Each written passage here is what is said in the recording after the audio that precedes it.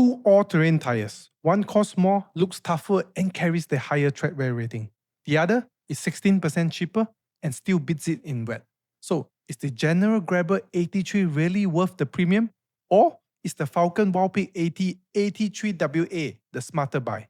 Today, we're comparing the wet grip, snow, gravel, dry braking, tread wear, and price using results from the ADAC's 2025 all-terrain tire tests. In wet braking, the General Grabber AT3 required 41.8 meters to stop, while the Falken stopped in 39.7 meters. That is a 2.1 meters shorter, giving the Wildpeak AT3WA a 5% advantage. And the Falken does not stop there. In straight line aquaplaning, the General lost grip at 92.8 km per hour, while the Falken held on to 96.5 km per hour. That gives it another 4% advantage. So in the wet, this is not a split results. The Falken stops shorter and resists aquaplaning better.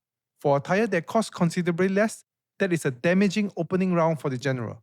But snow gives the Grabber AT3 a chance to fight back. In snow braking, the General stopped in 11.1 meters. The Falken required 11.4 meters. That gives the Grabber AT3 a small 3% advantage. But in snow traction, the Falken completed the acceleration run in 1.51 seconds. The General needed 1.55 seconds.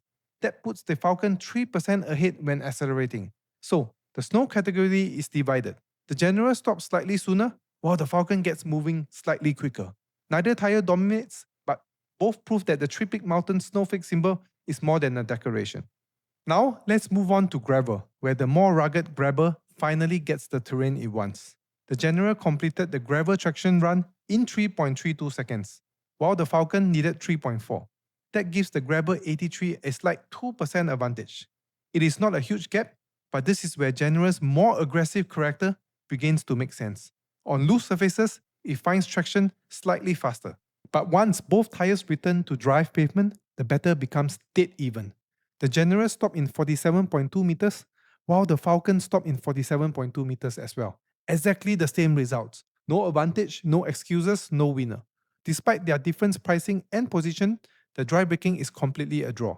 Now looking at UTQG treadwear, the General Grabber AT3 carries a UTQG rating of 560, while the Falken is rated at 500.